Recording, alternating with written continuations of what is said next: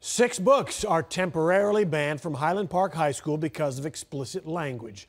The Glass Castle was reinstated as an appropriate book after it was previously suspended.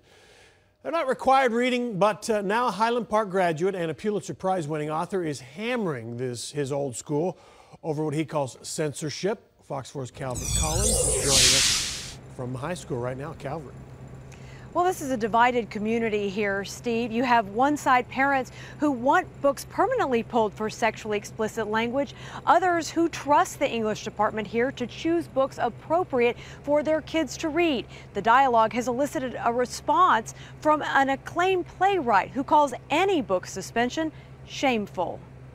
It stunned me that something that was absolutely uncontroversial 30 years ago is now raising hackles. Award-winning playwright Doug Wright is referring to the book Siddhartha, one of the 6 that's been temporarily banned inside Highland Park High School, a book he read in English class here in 1980. Oh, this is a shame.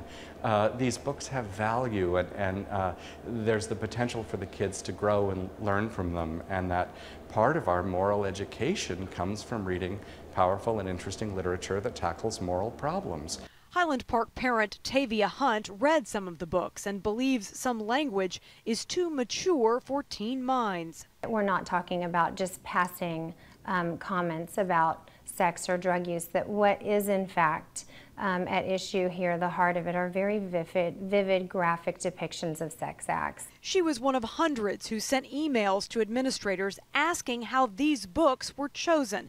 The district tells me the English department has a long-standing vetting process and has a list of hundreds of books approved for students to read. I just have an overall concern for the process at Highland Park and how the books are being vetted, who's involved in that process, and just having transparency in what the books are, what books are on the list, and what the class objective is for the material that's being offered. Parent Min Win wants his son exposed to many genres, even those with adult language, and disagrees with any ban.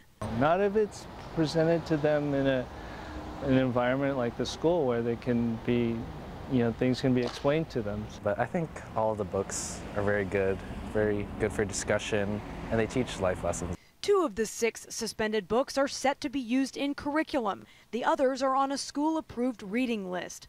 While they've all been temporarily banned, they're still available to students in the library and school store. It's misguided concern, and that these topics should be unpacked with kids in morally responsible ways, but they shouldn't be kept in the dark.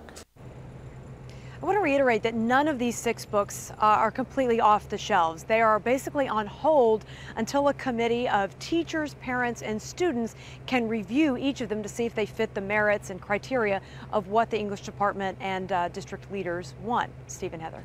Okay, Calvert, so I have a question. Doug Wright, right off the top of your story, essentially said these were around 30 years ago and nobody even blinked about them. So toward that end, these suspended books, are they new to the school? Are they new to the reading lists? Why are parents angry now? Well, some are newer. Some were written in the last few years. Siddhartha was written decades ago, so that explains why some are a little bit newer. And I spoke to the superintendent earlier this week, who said many of these books have been on an approved reading list for many years, and it was only this summer that parents started voicing their concerns, really taking it to the district, attending a school board meeting a few weeks ago, reading passages that demonstrated that sexually explicit language, that this was only in the last few weeks. And so that's when administrators really kind of got on the ball and pulled these books just temporarily. And likely we'll see these committees kind of take up these books to decide if they can stay or go in the next few months. Okay, Calvert Collins, thanks.